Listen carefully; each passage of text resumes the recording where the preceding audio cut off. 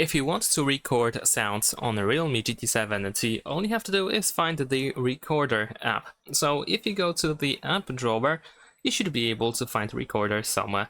In my case, it is over here. So let's tap here. In order to start recording, we just need to simply press this red circle button.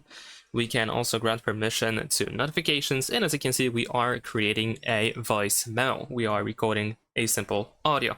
We can also use marks in order to create some sort of checkpoints for the recordings. Later on, of course, we can go back to them. We can also tap on these three dots in order to change the name or delete the mark.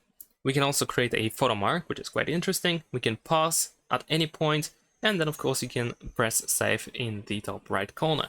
We can set up the name. We can also generate summary and press save in order to store the voice recording on your phone.